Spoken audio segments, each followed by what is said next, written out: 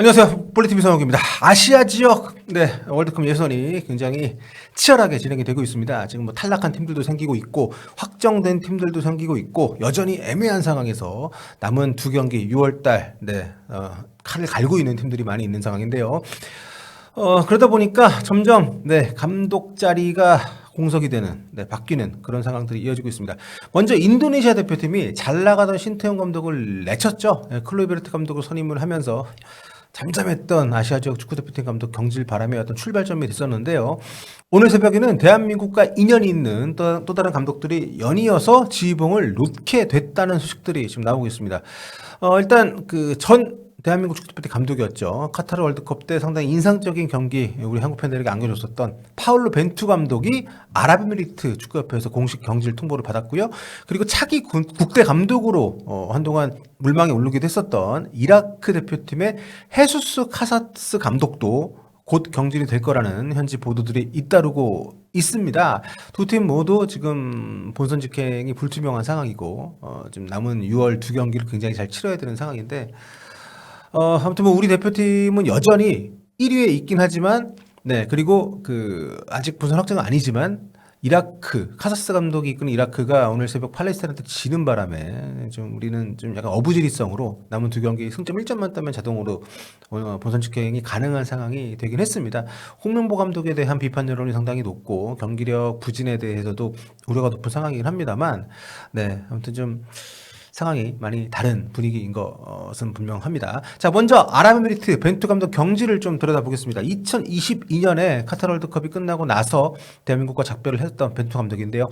아랍에미리트 감독직에 이제 부임을 했는데 그 이후에 있었던 그 아시안컵에서 성적이 좋지 않았습니다. 16강 탈락을 했고 상대팀이 이제 타지키스탄이었어요. 승부차기 패배를 했고 경기를 자체가 상당히 안 좋았기 때문에 좀 비판이 많았었는데 그때만 해도 부임한 지 얼마 안 됐을 때였고 이제 벤투 감독이 시간을 충분히 주면 좋은 팀을 만드는 사람이라는 게 대한민국에서 입증이 됐기 때문에 계속 이제 신뢰를 많이 이제 받았었습니다. 하지만 하필이면 아랍에미리트 축구가 지금 상당히 오랫동안 좀 좋지 않은 시기입니다. 아랍에미리트 리그의 경쟁력도 사우디가 많이 올라오고 이러는 어떤 상대적인 대비 효과도 있습니다만 전체적으로 많이 다운이 되어 있는 상황이고 유망주들의 발굴이나 육성에도 꽤 오랜 시간 고전을 하고 있는 시기였던 것이 좀 맞물리면서 전체적으로 좀 쉽지 않은 그런 임기를 보내고 있었던 벤투 감독입니다. 아시아 3차 예선에 들어와서도 A조에서 4승 1무 3패.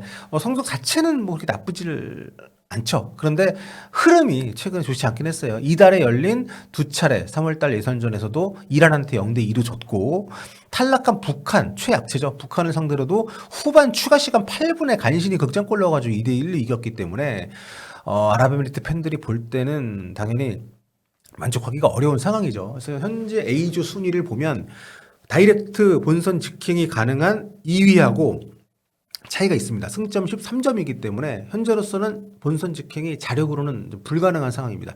6월달 첫 경기 9라운드 맞대결이 이제 우즈벡인데 이때 우즈벡을 잡는다 해도 여전히 우즈벡보다 승점이 낮을 수밖에 없는 상황이기 때문에 여러 가지로 지금 아랍에미리트는 분위기가 뒤숭숭할 수밖에 없는 상황인 게 좀 맞고요. 그렇기 때문에 벤투 감독을 경질함으로써 좀 분위기를 좀 다잡겠다는 의지가 담겨 있다. 이렇게 봐도 좋은 상황이라고 할 수 있을 것 같습니다. 그러니까 우즈벡과의 경기가 홈 경기이기 때문에 이 경기를 잡고 또 마지막 경기가 키르기즈스탄 원정이거든요. 또 우즈벡은 여전히 어쨌든 가능성이 있는 카타르와 홈 경기를 하기 때문에 좀 남은 두 경기에서 모두 승리를 거둔다면 아랍에미리트가 본선에 직행할 가능성이 여전히 있기 때문에 좀 극약 처방을 했다 이렇게 볼 수 있는 거죠. 현지 보도에 따르면 파울로 벤투 감독은 아랍에미리트 축구협회의 경질 소식에 굉장히 좀 분노를 했다 이런 얘기들이 있고요.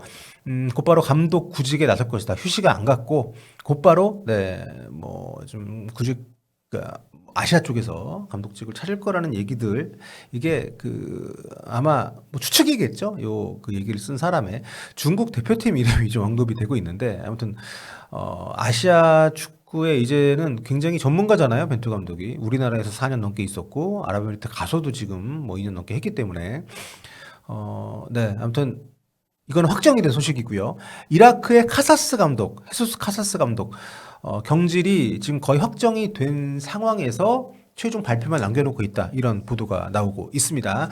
일단 이라크 같은 경우는 그 우리하고 같은 B조에 속해 있는데 이번 3월 두 경기를 잘했다면 선두로까지 올라갈 수 있는 그런 굉장히 좋은 기회였어요. 두 경기를 만약에 다 이겼다면 그게 허언이 아닌 게 B조에서 최하위권에 있는 팔레스타인과 쿠웨이트를 상대로 이번 그 2연전을 치렀단 말이에요. 이라크가. 그래서 여기서 만약에 승점 6점을 땄다면 승점이 총 17점이 되면서 지금 대한민국이 16점 아니겠습니까? 우리보다 위로 올라가서 1위가 될 수도 있었는데 이 두 경기에서 승점 6점이 아니라 승점 1점밖에 따지를 못했습니다.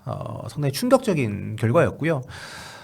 그렇다 보니까는 좀 비판적인 여론이 안 그래도 이라크 내부에 있었다고 하는데 이번 3월달 두 경기를 통해서 그야말로 이제 폭발을 했고 특히 쿠웨이트하고 비긴 거는 뭐 비긴 거라 치더라도 어쨌든 이거는 막판에 추가 시간 2골 넣으면서 좀 극적으로 비겼기 때문에 약간의 뭐 좀 위안이 될 수 있었겠지만 오늘 새벽에 팔레스타인 원정 가서 진 거는 굉장히 타격이 큰 이라크 축구 팬들에게 엄청난 타격을 준 그런 패배였다고 합니다. 왜냐하면 역대 14번 맞붙었는데 12승 2무였대요. 이라크가 팔레스타인 상대로.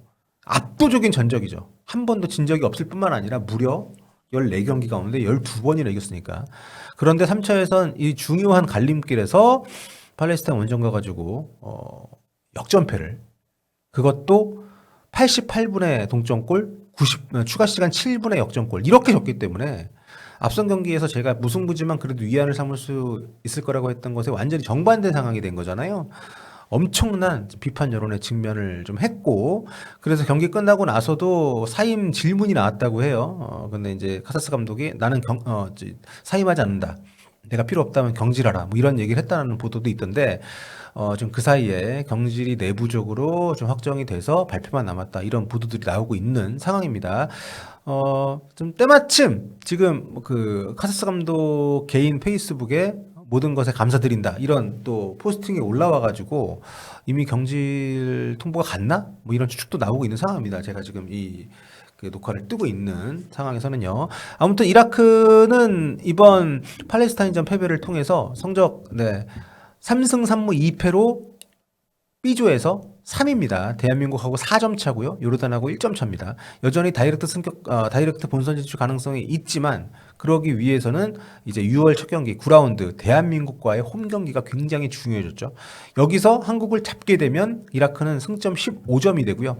또 마지막 경기가 요르단하고 맞대결이기 때문에 이라크 입장에서는 승산이 있습니다. 좀 이라크 입장에서 보면 좀 이제 적절한 시점에 강력한 교체 카드를 쓴 셈인데 이게 최종 발표는 아직 안 났습니다만 카사스 감독의 거치가 확정이 된다면 또 후임 감독에 대한 얘기도 있을 거고 아무튼 좀 이라크 역시 이번 월드컵 본선 진출에 그만큼 좀 진심이라고 볼 수 있는 그런 상황인 거죠. 그러니까 이라크가 12월 달에 걸프컵에도 나갔었는데 여기에서 바레인 사우디한테 2연패하면서 탈락을 했었거든요. 거기다가 3월 들어와서도 1무 1패를 했기 때문에 변화가 필요했다라는 지적에 공감하지 않을 수가 없는 상황이고요. 제가 오래전부터 팔로우하던 이라크 축구 기자 하사닌 무바라크라는 분이 있는데 이 분이 올린 자료들을 보면 카사스 감독이 이라크 국대 지휘봉을 잡고 나서 그 2022년 이후에 34경기에서 무려 65명의 선수를 들락거리면서 이제 기용을 했다고 하고요. 그 과정에서 선발 라인업 변화를 161번이나 줬다고 합니다. 이를테면 이번 3월 소집 때도 쿠웨이트와 홈 경기 때 이제 추가 시간 멀티골로 2대2 극적인 동점 만들었던 그 경기 끝나고 나서 팔레스타인전 원정을 가면서 선발 명단 7명을 바꿨어요. 사실 이제 부임 초기가 아닌 상황의 감독이 이런 정도의 선발 라인을 바꾸는 거는 그것도 같은 소집 기간에 이건 굉장히 드문 일이거든요. 그러니까 161회가 이제 이런 것들 더해가지고 나온 수치인데, 그러니까 전술 역시 굉장히 다양하게 변주합니다. 3백, 4백, 뭐 최전방 공격진의 구성 이런 것들 매 소집 때마다 예측이 쉽지 않은 경기 운용을 해왔는데 이게 이제 현재 매체에서도 비판을 많이 받았던 부분이고요. 무바라크 기자가 제시한 또 자료들을 보면 쿠웨이트전 같은 경우에는 아예 새해 들어 첫 경기라 그런지 지난해 마지막 경기하고 비교했을 때 선발을 9명을 바꿨대요. 그런데 팔레스타인전에 또 7명 바꿨으니까. 이번 3월 2연전에서 승점 1점밖에 못 땄기 때문에 그런 좀 약간 그 반대론자들이 봤을 때 무리한 기용을 하면서도 결국 경질로 좀 이어지는 분위기인 것으로 보입니다. 카사스는 클리스만 감독 이후 대한민국 차기 국대 감독 그 선임 그 추진 과정에서 최종 후보에 올랐던 인물입니다. 당시만 해도 이라크 현직 대표팀 감독이기 때문에 여러 복잡한 문제가 있어서 이라크 축구협회 쪽에서도 반감을 표했다고 하고 무산이 됐었는데, 이후에 그 정혜성 전력강화위원장 체제의 그 10차 전력강화위원회 때 다시 최종 5인에 들었었어요. 근데 그때도 역시나 현직이었기 때문에 뭐 계약 해지 확인서를 대한축구협회에서 요청을 했다고 하는데 그때 제출이 안 되어서 후보에서 제외가 됐던 그런 인물인데요. 바르셀로나 분석관, 뭐 스카우트 경력이 있고 와포드 또 스페인 축구 대표팀 코칭 경력 이런 것들이 높은 평가를 좀 받았었고 전술적인 어떤 그 레벨이 굉장히 높은 것으로 인정을 받고 있는 분인데, 하지만 첫 감독 경력이라고 할 수 있는 이라크 대표팀 커리어가 좀 결과적으로 상당히 안 좋게 마무리가 되면서 향후 거취에 대해서도 좀 그렇게 좀 긍정적인 전망이 나오지는 않을 것 같습니다. 뭐 결과적으로 뭐 신태용 감독부터 해서 벤투 감독 또 카사스 감독, 한국하고 다양한 방식의 인연이 있는 감독님들이 지금 결과적으로 시장에 나와버려서 우리 대표팀 감독직과도 연계를 짓는 분들이 많이 계신데, 근데 뭐 쉽지 않을 겁니다. 제가 라이브 때도 말씀을 드렸었습니다만은 그 정몽규 회장에게 홍명보 감독은 그 운명 공동체이기 때문에 또 정몽규 회장이 본인이 절차적 정당성을 무시하면서도 강행이 되게끔 방조를 하고 또 지지를 해왔던 인물이기 때문에 우리가 월드컵 탈락하지 않는 이상 경질되는 일은 제가 볼 때는 개인적으로 없을 것 같습니다.